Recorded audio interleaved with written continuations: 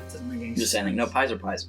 Pies are sandwiches. Pies are not sandwiches. They're just, the sandwich is just bread filling bread. That's all the pie is. No, but you gotta have the opening on the sides. Pies are closed, or enclosed objects. Pies are stromboli's. You want to stop? Hello, everyone, and welcome to the Very Reasonable Pilots Podcast. I'm your host, Charles Lung, and with me, as always, is my co-host, Jake Gloth. How you doing today, Jake? Doing all right. That's good. And today we are going to be discussing TV pilots that will probably never get made, even though they're great ideas. Well, maybe.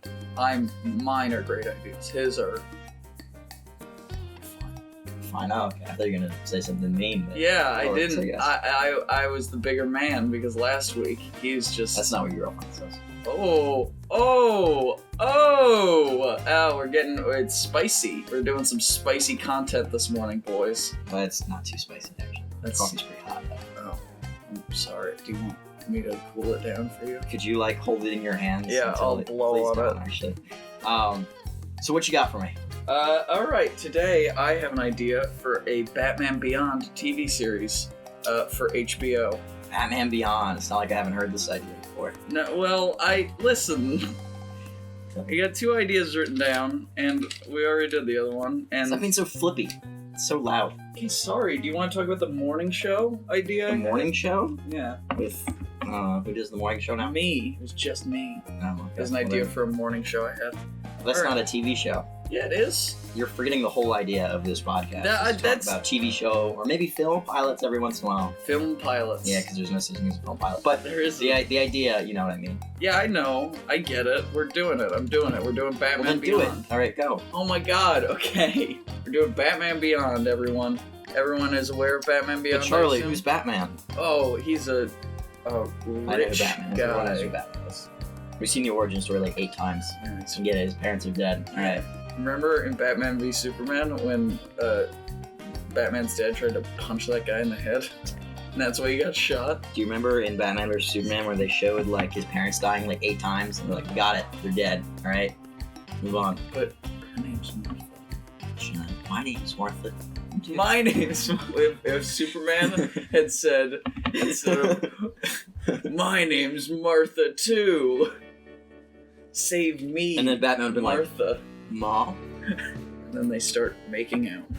The perfect film. Okay. I don't know what you do with your mom, but alright. The Batman Beyond series I'm pitching would start out with Batman Beyond being an established character in the universe.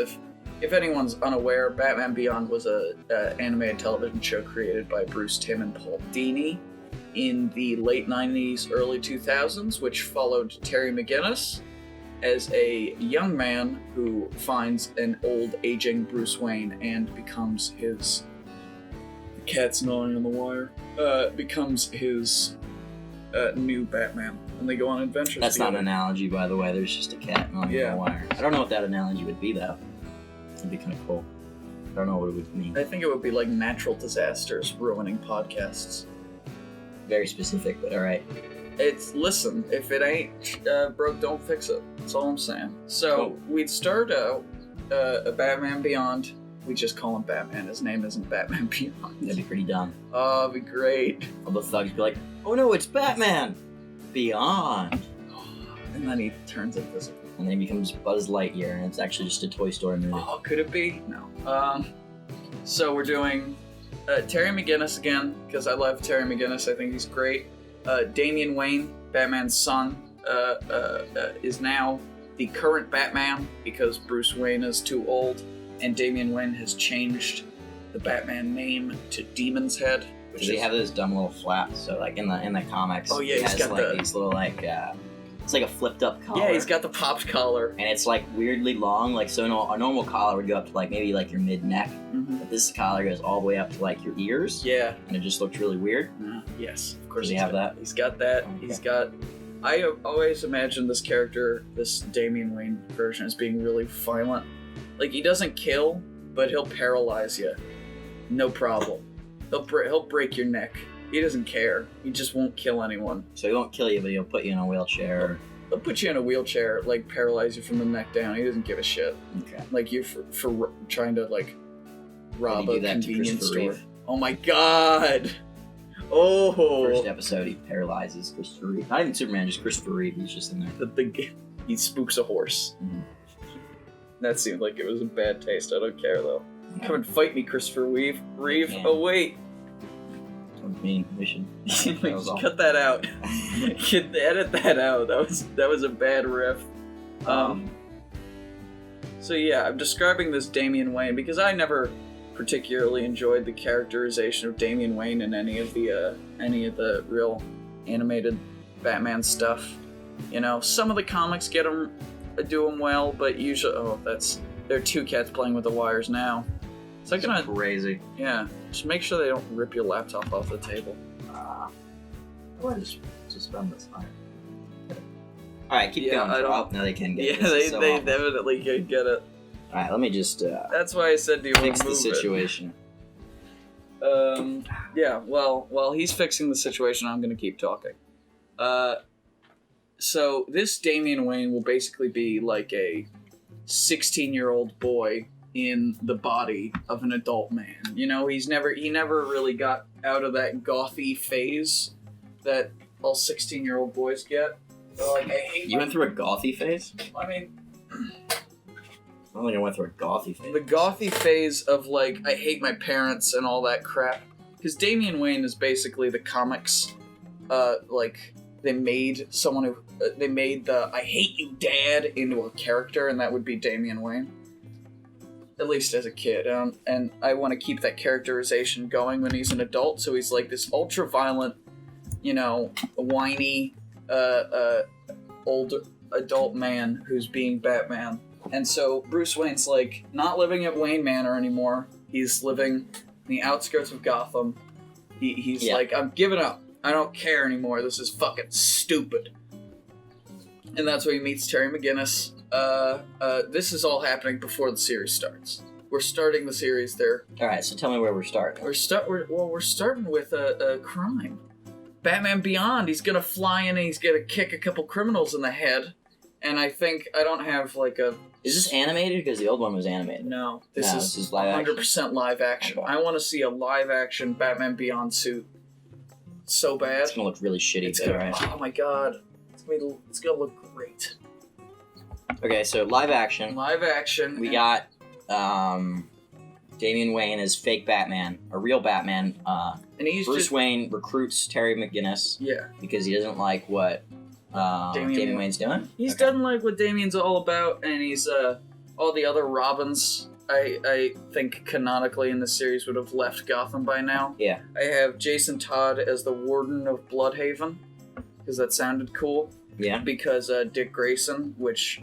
Is this like a legal title, or is this like a superhero title? I would say a superhero title. Okay. I wasn't sure if he was actually like a warden. warden. Bloodhaven's a city. You can't be a warden of a city. I don't know. They got some weird names for stuff in They do. the DC universe. Some weird names. Gotham City's a nightmare place. I love it, but it's awful. Alright, so what's Dick Grayson doing? Dick Grayson, who was formerly the protector of Bloodhaven, has become the JLA Spy Master, the Justice League of America. Justice League Spy Master. Yeah. So he's like Batman, but Justice League Batman. Yeah, exactly. He's sitting up in the watch... I imagine he lives up in the watchtower. He's maybe separated from his wife or girlfriend and child, who I have as being Stephanie Brown. Or... Stephanie Brown, that's a fucking weird choice. Barbara Gordon. There you go. Barbara Gordon, but she is in the wheelchair. Barbara Gordon in the wheelchair, and they had a kid together. So I still have that in my head. So it all still works. Yeah, well, yeah, it still works for a guy. You know, You get shot in the spine, your dick still works, right? Because, Does it work? Yeah, because you can't feel it. Well, it's just blood. It's not bone. Yeah, maybe. Okay. So I don't see what that has to do with the nervous system. But alright, I don't know what we're talking about. Yeah, that's I don't know enough about this topic. Yeah. And no one does. So... I hope someone does. No one in the world knows anything about how paralyzed people's genitals work. Okay. Yeah. Much cool. Doesn't make any sense. Alright, let's keep going. Keep it together, Trav. It's not Corona. No one thought it was. People think it is. That's you have to. Can we go back to the Batman Beyond? Well, yeah, we're having fun. We are, but I want to talk about that. More content. Yeah. So the pilot would follow Batman Beyond as he's breaking up a drug smuggling ring that's going on, where they're smuggling in a new synthetic drug called Croc, which is made from the DNA of Killer Croc. Didn't expect that. Yeah. Out of nowhere. That was blindsided me right there. Crazy. Yeah. Croc coming from Killer Croc, the Batman villain? That's crazy. Okay, Croc coming from Killer Moth. I didn't see that coming. Yeah, nobody does. But yeah, no. The Croc drug, it will, like, blasts your animal instincts up to 11 and gives you, like, animalistic features, like, get bigger. It's sort of like Venom and Croc DNA. Like, oh, so you're being original. Together. Got it. Your choice of villain. Well, I'm getting to that. So the first episode ends with, like, Batman Beyond has been hunting this. Let's stop for a second, because that was really cool. I don't know if you've ever seen 300, but one of Charlie's cats just, like, 300 kicked the other one off the bed, and it was amazing. Yeah, they're a little awesome. They're pretty fucking flexible. I remember one time she grabbed him by the head and threw him off the bed. Like, from here. Why are we doing this? We should just be live streaming these cats fighting. I don't know. Cat fighting, that's a new thing. Dog fighting, that was something. That's not cat allowed. Fighting. Yeah. That's okay. Yeah. But back to Batman Beyond. Okay. Because if I remember correctly, you're the one who wanted to talk about it. Let's go. The first episode ends with Batman Beyond breaking up this drug smuggling ring where they're, and I have the idea for the drug is that they can only get Croc inside of a living person. Yeah. So how they're smuggling it into Gotham is they're like they're injecting these people with this drug like in a sack inside of their body. Okay. And when they get to Gotham, they get it taken out of them, but it leaves them like in a sort of dazed, sort of weakened state because they've just had all those drugs in them and they took them out. Yeah, and then they took them out real quick. Yeah. Okay. So, and I think, you know... the first episode, he finds he goes and he's investigating, detectiving, and he finds like a person smuggling ring that's how they're getting all the drugs into. And he gets there and he beats up some guards or whatever. Yeah. Maybe some guys who've taken the Croc drug. He kicks their ass and they OD or whatever. And I think that everyone in the smuggling, sexual slavery smuggling ring is dead. They all died, they all OD'd, or OD'd or were beaten to death or something. But there is one living person left, and she's in critical condition. So Batman Beyond grabs her, and he's like, I can't take her to a Gotham hospital. Like, she's gonna die. Yeah. So he's like, well, the only thing I can do is I can take her to Wayne Manor, or not Wayne Manor, to the Batcave. Bruce Wayne's house. Okay. He has a secondary Batcave, I assume. I mean, he's got like... Why can't he go to Wayne Manor, the big because Batcave? Damian Wayne's living in Wayne Manor. He's got the big Batcave. Yeah, he's got the big Batcave. But sense. Batman's always got like a dozen fucking cave. I think he's got one on the moon. He does have one. Oh my god, he's got one on the moon. What bat shit is he keeping on the moon? Hopefully not literally bat shit. I hope it's bat shit. Like Mark Watney in The Martian. Matt Damon. The Martian. What? Have you seen The Martian? How that was related to what you were saying well, before. If you'd seen The Martian, you'd know that Matt Damon's like, the only way I can grow food in space is by harvesting all my own poop. So he's just got a lot of his own poop. It's great. Yeah, that was pretty cool too. That was cool. Another cool cat thing happened. She grabbed him and rode him off of the bed onto the ground. It was pretty rad. Yeah. But yeah, so Batman Beyond's carrying this passed out girl who's in critical condition. He takes her to the secondary Batcave with Bruce Wayne, and he's like, Bruce Wayne, help! And Bruce Wayne's like, alright, we're gonna save her. And he doesn't get a good look at her face. And he stabilizes her, and she's passed out, but she's, gonna live. And Bruce Wayne finally gets a good look at her, and she is 20-year-old Talia al Ghul. Oh, okay. Ooh, yeah. So it's Talia al Ghul. It's Talia al Ghul, but she should be the same age as Bruce, which is like in her 60s. Yeah, but she's 20 for some reason. The same age as Terry. And What? That's Yeah. so crazy. That's the end of the first episode because Same age as Terry. Is there gonna be some sort of like forced love thing between them? it doesn't have to be. Do you Okay. wanna have? I just I think it'd be kind of weird because it'd be like Bruce boned her, and then like she was in love with him. she got railed by 2 different Batmen. That's really weird. That is. And one of the Batman is her kid. Yeah, she got railed. She's been railed by 2 Batman, and she produced another Batman. She really likes Batman. Yeah, I mean, who doesn't? Batman's cool. Batman's rad. No, Talia al Ghul, I think, is. I never liked her romantic subplots with Bruce Wayne. I always thought of her more as like an asexual being. You know? I liked when she would like sort of trick her father or undermine him in some way Yeah. and sort of switch things so she was in control. Yeah. Besides that, I didn't really like her character. I like Talia al Ghul when she's being the, like, really evil bitch that she is always really good at being, you know? Like, I like Talia al Ghul not that she fell in love with Batman and then had his kid. That she was like, alright, Batman's not gonna... We can't get Batman, so... Time to make a new one, pop it up. Pop it in me or whatever. You know, Pop it up, yeah. I pop it think up. it's good for Talia al Ghul's character because Batman's already got enough people who want to jump his bones or whatever. Jump his bones or whatever, yeah. So I think having a character who's not interested in him in any way besides just getting his literal DNA is interesting.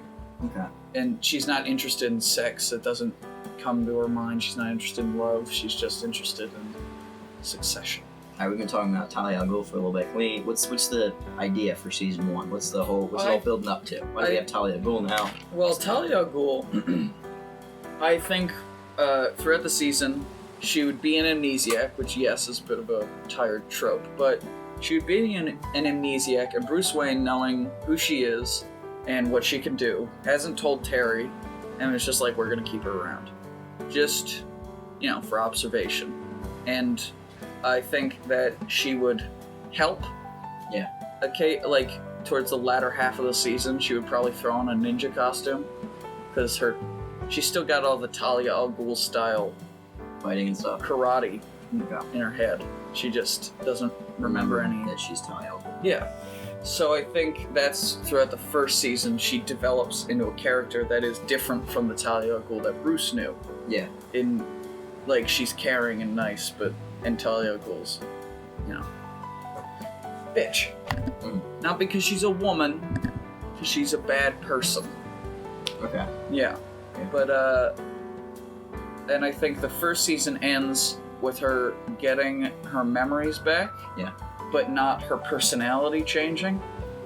You know? Yeah. And I would assume So, that... end of first season, she has her memories back. What else is out there? Like, is that it? Is it all just building up to her getting her memories back? No, it's we're taking on the croc epidemic in the city.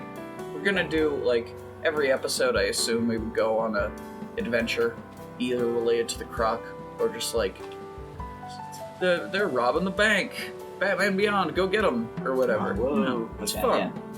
It's still a Batman show, so there's gonna be lots of punching. Hope so. Oh, so many punches. It's gonna be great. Big, like, pow on the screen, too.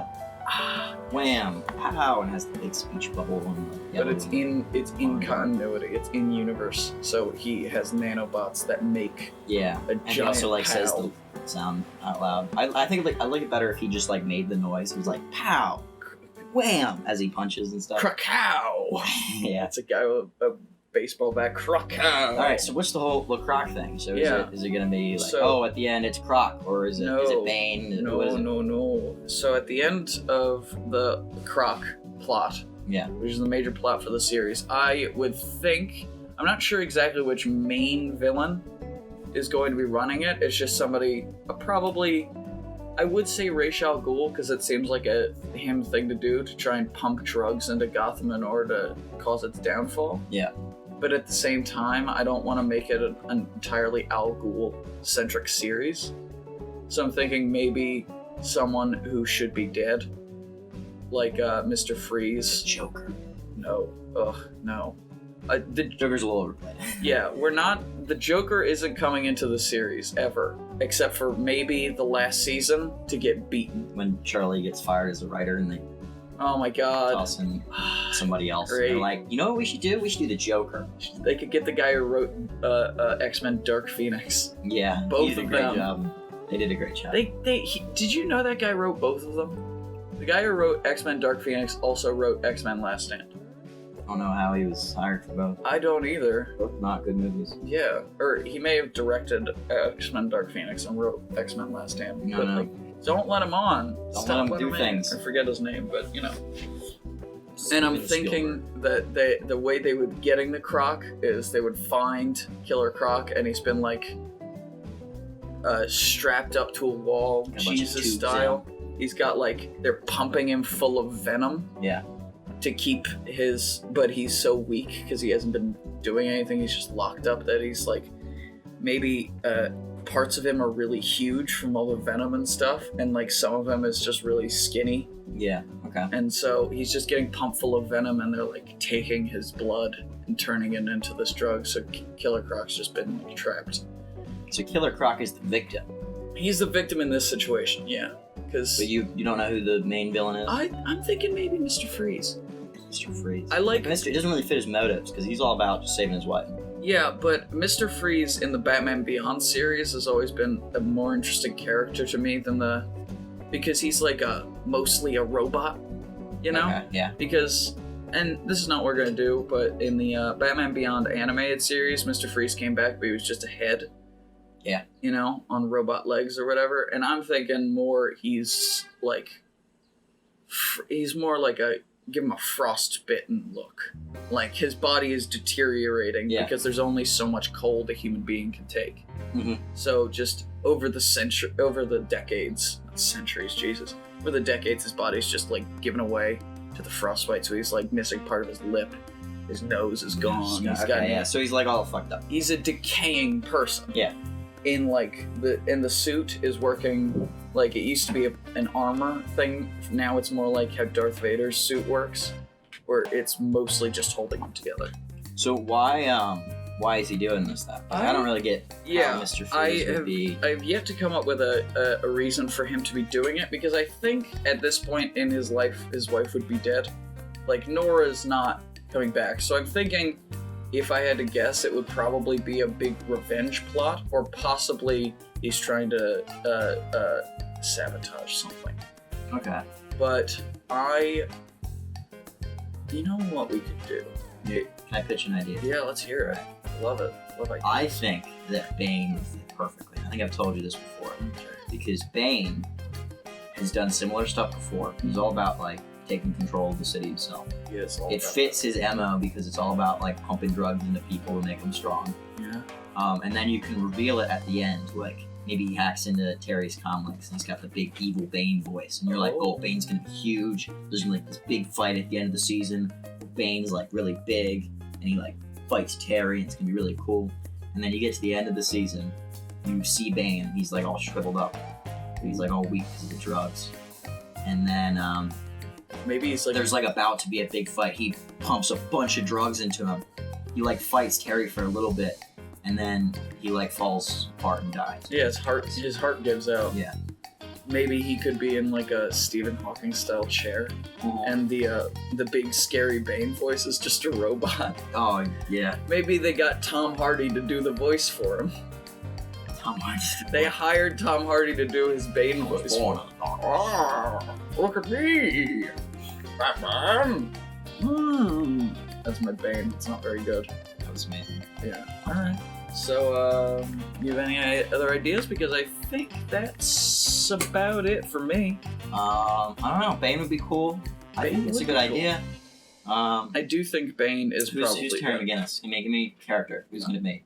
Cast him right now. Cast him. Adam Driver. I fucking hate Adam Driver. I don't. So stupid. I don't hate Adam Driver. I don't like his big goofy ears. But His face no, just looks so dumb. I always thought of Terry McGinnis. You know what? Finn Wolfhard. In a couple of years. Okay. All right. Or you know live what? action. Yeah, live action Steve from Stranger Things. Steve from Stranger Things. Batman Beyond series. Bane's the main villain. Jake Yeah. decided it. Overrode Charlie's decision. Overrode. Talia al Ghul, maybe a love interest, probably not. Let's hope not. If she's a love 'Cause that interest, would she be won't weird. be a love interest for Batman. Hopefully. All right, everyone. Thank you again for listening to another episode of the Very Reasonable Pilots podcast. I've been your host, Charles Lung, and you can find me at Twitter at Charles_Lungs, and you can find me on Instagram at Charles_Lung. And this has been my co-host, Jake. Would you have anything you'd like to plug? I have a Twitter, which will be in the description, because I don't remember the handle. We've done this like 4 times, and he's never... I really don't know what my Twitter handle is. He can look it up. He's got his phone right there. I do. He's just not looking at it. See, but... I don't know. All right, everyone. Thank you very much for listening, and we'll catch you on the flip side. Bye. Bye.